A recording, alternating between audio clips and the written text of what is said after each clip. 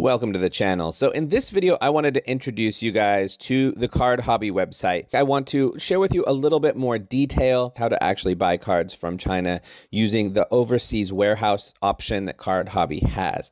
So if you go to cardhobby.com, it should look something like this. I mean, you're going to have to register for an account.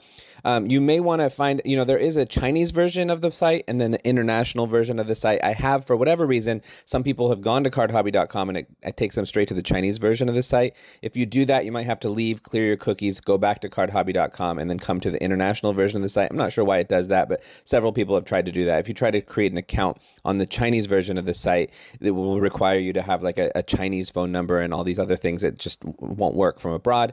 But if you come here to the international site, you should be able to sign up for an account. I've already done that a while before, so I can't really just set up a new one for you now, or I'm not going to right now. Hopefully you can figure that out. I don't remember it being very hard. This is the desktop app. The desktop website. There's also an app. You'll see an advertisement at the top of the website frequently. Get the CardHobby app. I do use both the desktop website as well as the app, but I do find the desktop to be easier to use. There's certain functioning, like for whatever reason, I can only pay for cards I've bought from the desktop app. It doesn't seem to function right on the app. There's also just other little things. Sometimes if I'm scrolling through different cards and looking at cards and I go back to the previous page, it will I'll have to reload everything. And if I was scrolling like on page 3 or something, I'll have to scroll back and find my spot. On the desktop, it's much easier to kind of manage. So I find myself using the desktop a lot more than the CardHobby app, although I do use the app occasionally to just look through things. So when you first come to the website, so basically this video, what I want to do is introduce you to what this all is, but also kind of take you through the steps that it takes to actually buy things, actually get it into CardHobby's Overseas Warehouse, and then eventually get them back to yourself. I'm going to kind of walk you through the steps. I have done this once, and then I'm in the second batch of things I'm doing now. I sent myself about 200 and something cards back in the end of June or July, something like that. And it did take almost 2 months from the time, I ordered cards over a period of about 3 weeks, sent them to the CardHobby warehouse, and then I sent them to myself, and it took about 2 months before they packaged them up and sent them to me. So it takes some time, so you have to expect that, but I'll walk you through the process here. So when you get to the website, you can scroll through, you can search by cards, by all these different categories. Basketball and soccer are definitely going to be the largest ones. Let me open them up in new tabs just so you can take a look. This is the basketball one. So right now it's organized by the cards that are ending the soonest. And if you go this way, this route, I mean, there's just so many cards. So you could, sometimes you can find good deals if you find stuff right here at the, ending auction soon. But, keeping in mind that you're going to have to be paying a couple different shipping fees, you kind of have to keep that in mind. So I'm not getting I wouldn't be buying these kind of lower end cards, these base cards here, as cool as that card might be, just because it wouldn't make sense. But let's get to that point a little bit later. So as you go through here, you can see, this is the basketball one. Then there's the soccer one over here. So right now, ending right now, it looks like it's a lot of basic kind of cards. So that's that. You can look in through those. You can see sometimes football, sometimes baseball. They do sometimes have them. Here's some right now, ending in 8 hours. They usually always, so I know on eBay, there's kind of auctions ending at any given time. There's kind of like a 2 or 3 hour period where almost all of them end. You can see here, there's a few buy it nows. Usually it's auctions, but there are a few buy it nows. There's a 2 or 3 hour period that all of them end for the most part. But then if they fall outside of that period, usually it's the really base common cards that people are just, finishing at odd hours and stuff. So you do see, I've been seeing a growing number of football cards, some pretty cool autos in here. You can see some nice stuff. Really, there can be some nice stuff in football more recently. Baseball occasionally, but a little bit less often for baseball now, which is a change. Oh, there's always this 2009 Upper Deck. I don't know, some individual seller has bought in so much of this and has been selling it on the Chinese market for the last half year constantly, daily. It is so much of this Upper Deck stuff. It's insane.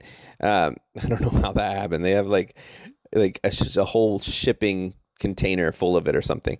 So yeah, so baseball, you can see that. So this is just a broad overview of what some of the things are. There's also occasionally hockey, golf, tennis. Not too often. There's stuff in there. You can look specifically by graded cards. Those are also mixed in to the sport. But if you just want graded only, now you do have to keep in mind if you're going to get graded only, they weigh a little bit more. They're a little bigger, so they're going to cost a bit more on the shipping process. So I usually don't aim for graded specifically just because of that. If there's some really good deals, I'll do that. So yeah, you got all of these different things. Pokemon's a pretty popular one. Marvel, this one for whatever reason seems to be really a disorganized page. They do have a lot of Marvel cards, but for whatever reason, when I go to Marvel, it's not Marvel. I'm not sure why. Star Wars every once in a while pops up. If you are interested in Marvel cards, let's see, now again, if you're interested in Star Wars and Marvel, I think maybe the non-sports tab is the place to go. That tends to have those things, I think, a bit better on these Disney cards are all over the place these days as well. So that one can be kind of fun. There can be a lot of like random stuff, some, you know, Chinese anime kind of things and all sorts of things. So that one can be kind of fun. Then if you go down the page, you can see, you know, this is just some other random stuff. These are recommended sellers. This LA auction is one I use quite often. It's just, you know, I find that he's a good one. Now let me show you my own account. So I can show you my purchase history here. So you can see I have recently, this 80 right here is from my first batch. So I can show you that really quickly. I made a video about this, and you can see in here, like, I don't want to show you how much I paid for every single card because I'm going to be selling some of these, but I'll show you a few here. You can see how much I paid for each card when you go in here. These ones I bought back on June 18th. And then this is the total shipping cost, domestic shipping cost for this seller sent me these 4 cards in one batch, and so I paid this much for the domestic shipping charge from the seller to the ComC, or not ComC, to the CardHobby Overseas Warehouse. You can see that's a pretty normal number for the domestic shipping. So here's another. This is a bigger batch. You know, when I was living in China, I used to do lots like this because I could always get a really good deal. I'm not going to do that anymore. I did that on that batch, and then I realized my international shipping fee was so high that I don't want to get a bunch of cards, even if there's one, even if it's a good deal, because there is 1 or 2 cards in there that make that a good deal. But I'm not going to do that anymore. So you can kind of see every once in a while there's a paid on delivery thing. If that's the case, then CardHobby will pay the shipping fee for you. And then when you order your cards at the end, they add whatever they paid, they add that to the end. So I had, you know, like $5 or something added at the end for stuff that they had paid for already. So I'm not going to keep scrolling it down, but this gives you a sense. If it's $0 for shipping, usually that's because I got these cards from this seller on June 15th and maybe other cards from him on June 14th, and I asked him to put those 2 into one shipment. So he did put them into one shipment, but still it has 2 separate listings, one for the June 14th and one for the June 15th. So that's why it will look like that sometimes. So anyway, so that's kind of that thing. So these are some of the cards that I have more recently that are in the overseas warehouse right now. I can go through that, and then I have a bunch more that are on their way that the seller has already shipped. It just hasn't arrived at the overseas warehouse yet. And I have one more order here that has not been sent yet. A bunch of football autos, Jerry West auto, Joel Embiid patch rookie card, bunch of football autos. This Patrick Mahomes Luminance, numbered out of 50 card, got 3 of those. Tyrese Maxey auto. So that was a pretty big order right there. That was one of my biggest ones ever, but still only $2.19 shipping for the domestic, which is great because that actually makes this whole thing a little bit easier when the domestic shipping is that low. Now, once it gets into the overseas warehouse, you can see here, so I've already had some of my, okay, so my previous order, I guess you can't see it anymore, but you can see I currently have, from the orders I've made, those 31 orders or whatever, I have 94 different cards that are here. So at some point, once I'm ready, you know, I've only been ordering for less than a week here, because that's kind of how I'm doing it. Because if you get, you know, they'll hold things for up to a maximum of 30 days in the overseas warehouse. Once you have whatever you want to send to yourself over 30 days, you can select all and weigh it. And there's an international shipping fee that is like this. So you can see, you know, my last batch ended up costing $125 for the international shipping fee. It was 200 and something cards. They packaged them nicely. There was a lot of top loaders, you know, stuff like that. So it was pretty expensive, but it was more than 200 cards. So once I calculated it out, it was, you know, it was less than $1 per card if I calculated it out that way. So it's still worth it when you're considering the prices you're getting. And then since the domestic shipping is pretty low, you know, as long as if you were to just want to do one single card and then you have to pay this $35 international shipping fee, that's going to be kind of a lot. But if you're bulking it up and getting a number of them, you know, even up to like 6 kilograms of it, and you're spending that much. I mean, 6 kilograms of cards has got to be 500 cards. I don't know, 500, 600 cards, something like that. So if you're getting 500 or 600 cards and you're only spending 75 cents or whatever, no, even less than that per card.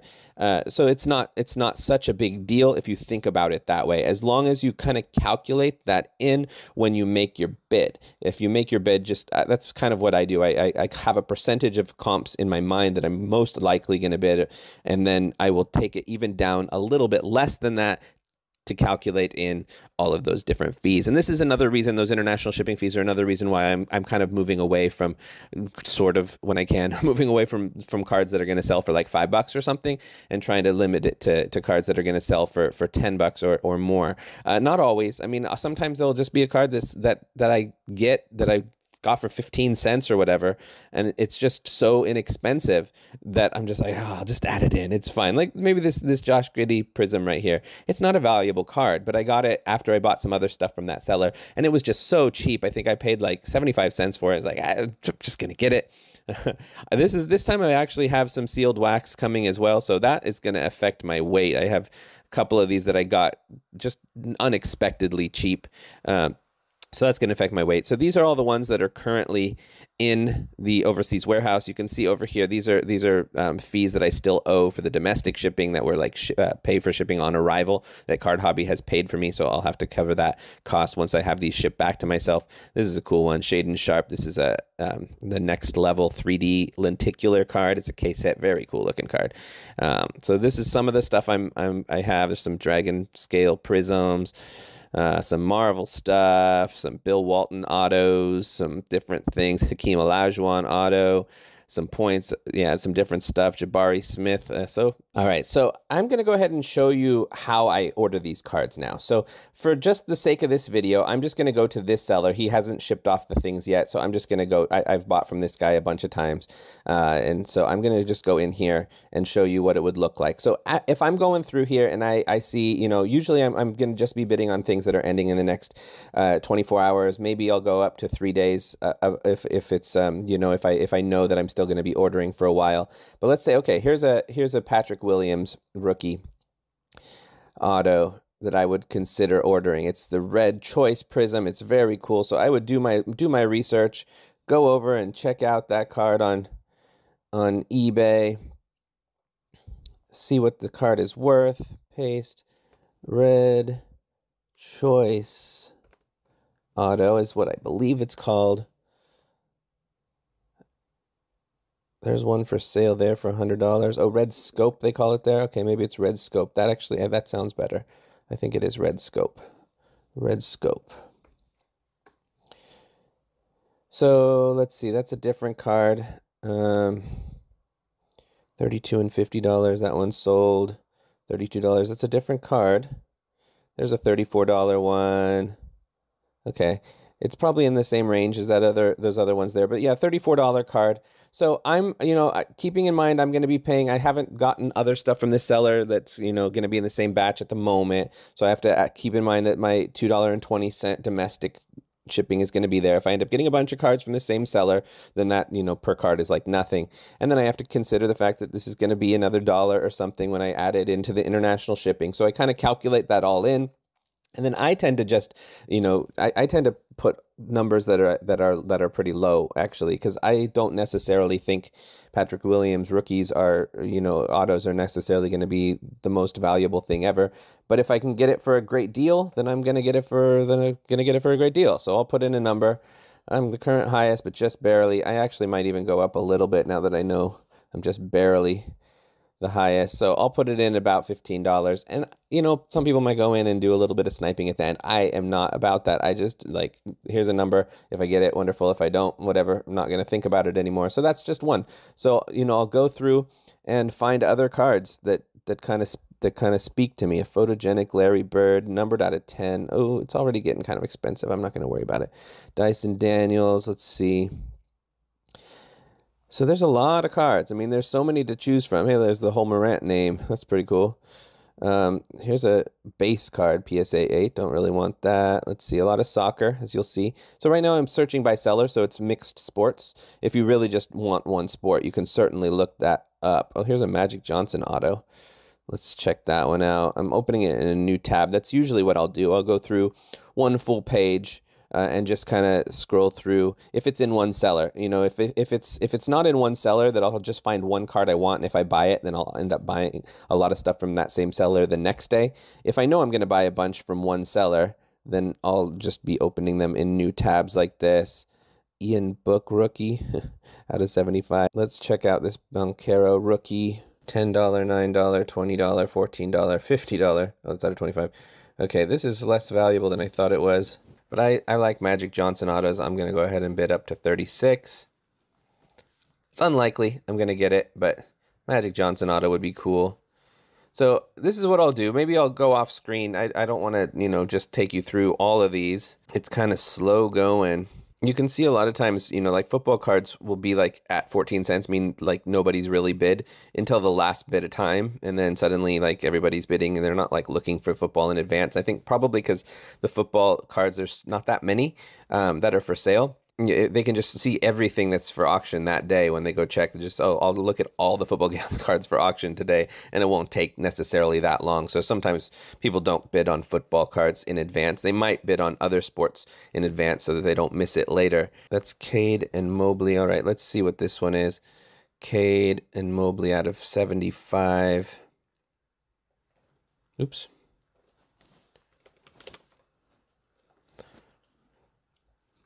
$73, but it's both of those. Okay, let's go check on 130 point then.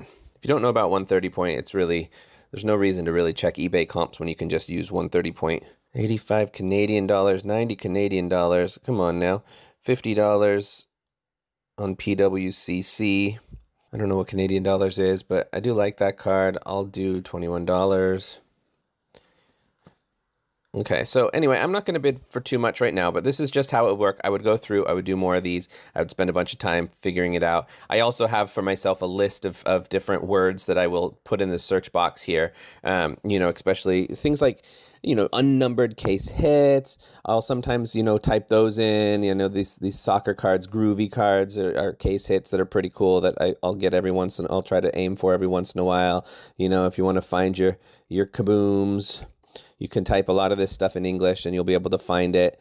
You know, you can see kabooms are quite popular, so it's not like you're going to get them for a steal of a deal or anything necessarily. Sometimes you can get them for cheaper. You can occasionally, but not like a crazy steal. So, you know, you'll find different things, or you know, some of the soccer stuff as well. You can type a lot of the names of the none of those there. I also have a list in on my own on my computer that, you know, I've searched things that I'll use. Sometimes I like to search by cards that are numbered out of 88. Let me see. It's actually using this character. My Chinese is not very good, so I have to, this character right here, this last character means like a numbered cards. I was looking just for Star Wars numbered cards, but sometimes I will look for cards that are numbered specifically out of 88 or 67 or 17, because those usually are Asia exclusive cards, and Asia exclusive cards tend to sell for cheaper in Asia than they do outside of Asia. So it's just one of the aims that I'll have sometimes. So, you know, there's different things you can do there. Now, once you have finally won a bid, I don't have this to show you right now, but once you have finally won a bid, it will be in this unpaid section. It will look just like this, but it will have an unpaid thing on there. And then you need to click on the paid. Now, for whatever reason, the phone app doesn't seem to do this for me, so I have to do this on the computer. And then you can pay through either Stripe or PayPal. It's pretty straightforward. It's the same way of buying things that you would buy with Stripe or PayPal anywhere else. If you have the Chinese domestic one, you have to pay with WeChat Pay or Alipay, the Chinese domestic ones. But you can't pay with those if you're doing the international version. The international version is only Stripe or CardHobby.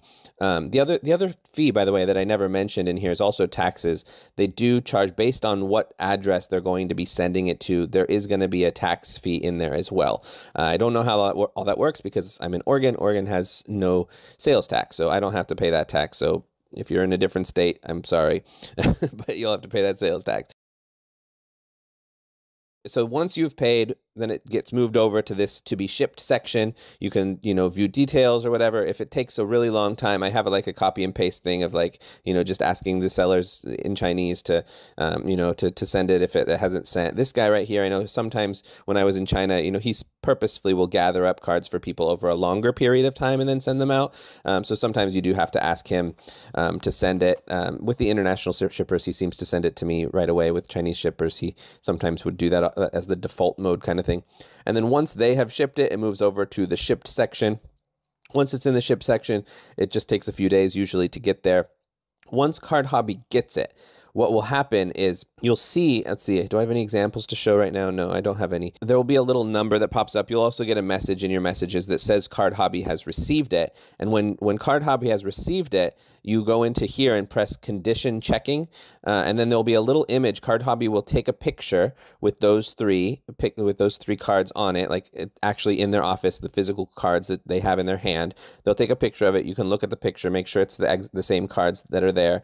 I haven't had any issues yet of it not being the same card or any issue. CardHobby does say that if there's a damage that's bad and that wasn't listed, or if it's the wrong card, they try to catch it also. But then there's going to be a picture, and then you'll just press on a button that says confirm.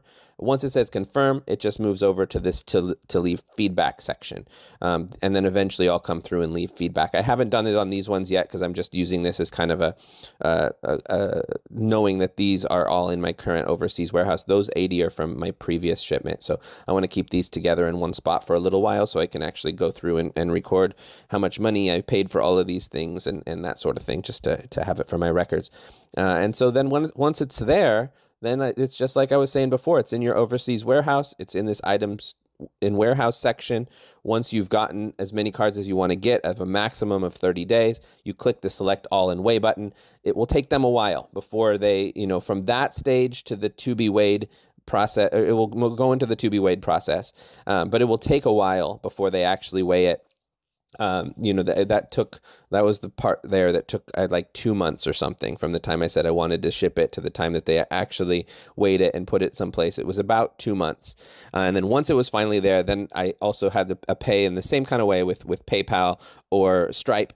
I've been using Stripe, and so it will have gone to the unpaid. And then once I pay, it goes to be shipped. And then once it's in to be shipped to shipped, it's not too slow. And then once it's shipped, then it doesn't take too long. I don't know, a week or something like that is the actual amount of time it takes to get here. So that's CardHobby, and that's how you buy. I mean, this overseas warehouse makes it really easy now. I was using freight forwarding companies previously, and it was a headache and a hassle. But with this overseas warehouse, I am paying more for shipping this way than I was doing when I was using a freight forwarding company. That was cheaper, but this is so much more convenient, and it's not that much more expensive for the shipping price. And again, if you're doing it in bulk, it can be some very good deals. So that is about everything. I mean, there's all the little things in here that you can learn if you get into this. You can have cards on your watch list. You can be looking specifically for sealed products in here. These are like buy it now sealed products. You'll see sealed products for auction as well. Those don't pop up in here. There's what else is there? There's other stuff on here to explore, but that's the main ideas of things. It's a lot of fun. I mean, it's similar to the experience you would get on eBay, but you generally are going to be paying a lot less money. I've been quite impressed with them. You can, it's much easier to get in contact with them now. When I was in China, trying to get in contact with them was a challenge, but it's actually become easier now that they actually have established some sort of office and warehouse in the US. This is actually an update here where they have some different email addresses you can use. I had a question about, when it was taking so long for my shipping. I actually sent a question, I think it was to this email at the time, and somebody from there got back to me really quickly, like maybe 2 days later, and followed up with me and said they were contacting the China side team to make see what was taking so long and this kind of stuff, and then let me know a little that it was in process, and it was just pretty easy to communicate with them. So that was pretty nice. So it's a good experience. I mean, I think it's a good option. It's a good warehouse. I mean, it's a good marketplace. There's a lot of good cards on here. So if there's any other specific questions you have about Card Hobby, do let me know in the comments or send me a DM. This is probably the thing that people have asked me the most in my private messages is related to how to buy cards on Card Hobby from abroad. So hopefully this video is helpful for you guys. Anyway, check you in the next video. Peace.